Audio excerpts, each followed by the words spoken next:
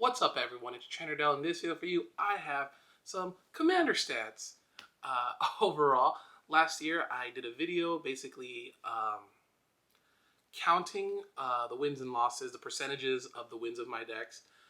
And this year I'm kind of doing the same thing. I have definitely short-listed those decks because I cut some stuff out. And now I'm only really working with 10 decks as of right now, as of filming. So as of filming, these are just the stats that I pulled up. I just thought it was cool to look back later down the line and see where I'm at with everything. So yeah, first off, I showed this before. This is my backpack for Commander when I go out. Usually we have game nights here. I have my Olivia Academy, the academic deck box here. Ugh. And I can hold like 4 or 5 decks up here at the top. This opens up. So yeah.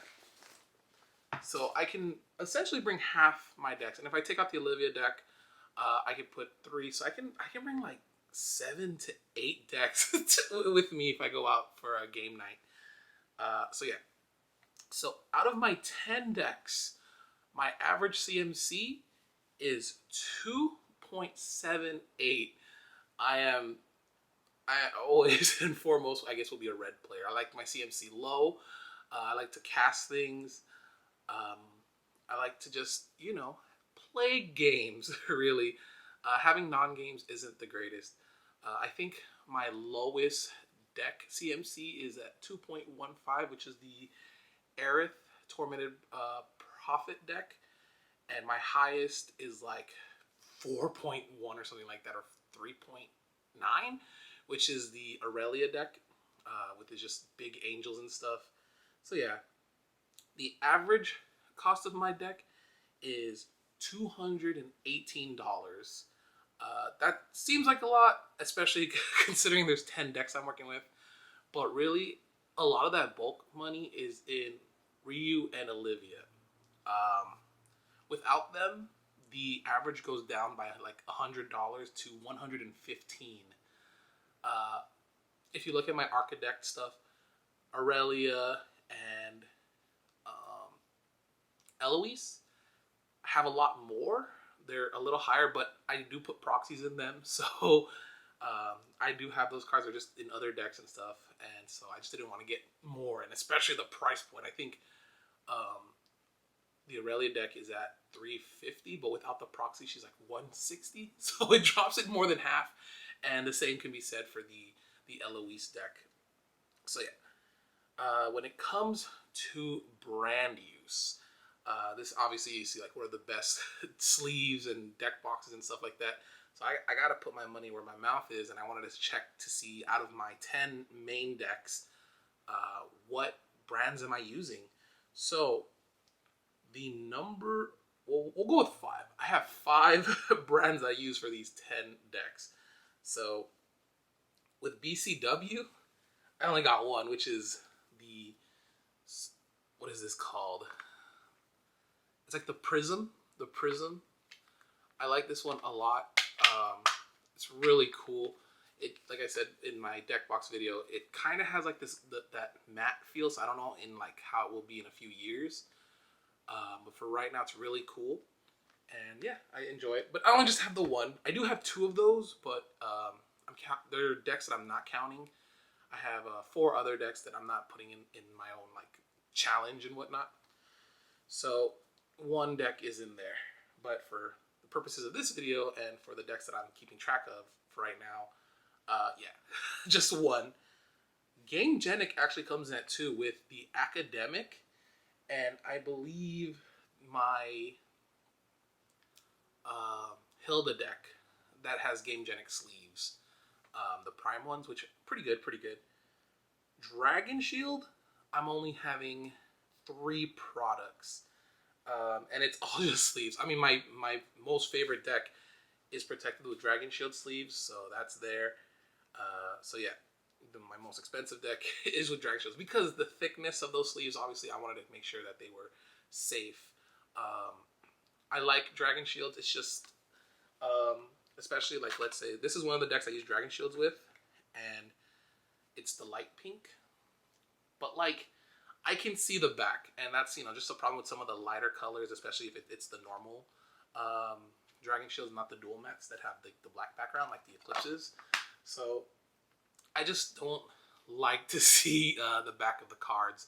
So that's why with some Dragon Shield colors that I really like, I just don't use just because of that reason. Ultra Pro used to be my favorite company. They were just the easiest one. I would always get Ultra Pro for my Yu-Gi-Oh cards. Even over Hypermats, because even though Hypermats were like the best, and it's just they were just cheap, easy to get. I could get a bunch. So I used Ultra Pro a lot.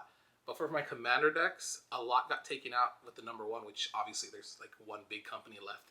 But with Ultra Pro, I'm only using 3 products, but 4 if you count my inner sleeves with my Olivia deck. So I do have Ultra Pro inner sleeves in Dragon Shield normal sleeves. So yeah, 3 or 4, basically on how you want to count that. And with a resounding #1, I have Ultimate Guard at 11 products, and that's across boulders, sidewinders. Let me see, the sleeves. These are the katanas. I love the katanas. I think those are like my favorite. So yeah, they. Let me see here. One of the new products I love is the Boulder Solid. To me, this is kind of like what I wish the Satin Cube was like, but I got 2 Satin Cubes and they were just too hard to open, and it really hurt my wrist. Like, I was trying, and you know, I just like, these are just so simple to open and close, and the form factor, obviously, of a boulder is here. And this is my Ryu deck, which has the katanas also, and like I said, white katanas, you do not see the back. Like, it has the white front and nothing in the back. Like, you don't see it in the back at all, which is awesome. So that's why a lot of my Ultra Pros, and when I had to choose between Dragon Shield and the katanas, I went with Ultimate Guard. And actually, if I just pull out everything from the top layer of this box, it's all Ultimate Guard. These are Sidewinders, and then obviously the new boulder. I love the new boulder. I might get more. Like, I don't want to switch out this prism for anything else, but if I did, it would be the blue boulder, the solid one. So yeah, like I said, I gotta put my money where my mouth is and show you guys the brands that I use, and Ultimate Guard definitely comes out #1 in terms of these 10 commander decks.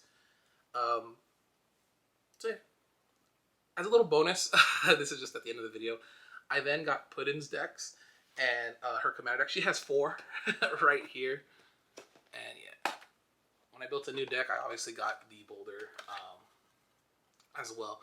But she really liked, we built Judith, which is really, really dumb. And she really liked, and I think these are beautiful sleeves too. The blood red. I got these also in Yu-Gi-Oh size, the blood reds. I think I'm gonna use them for a cool deck that I'm thinking about.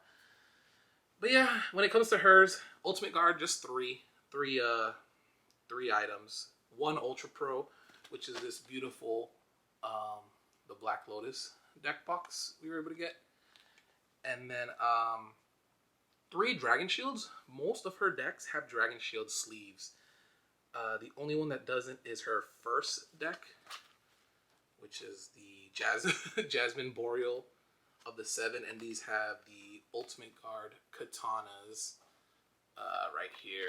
So after that, it's all Dragon Shield sleeves.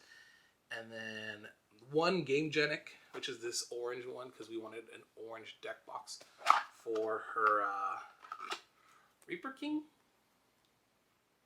I don't know if you guys can see that. But yeah, the Reaper King.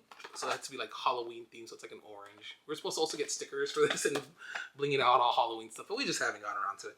But yeah, that's just a little extra at the end of this video. So thank you so much for watching. Hopefully you guys enjoyed. And maybe you'll look at your own commander decks. Let me know down below which one is like your favorite commander deck, which one is your most winningest, stuff like that. It'd be cool to see and everything. All right, thanks for watching. Peace.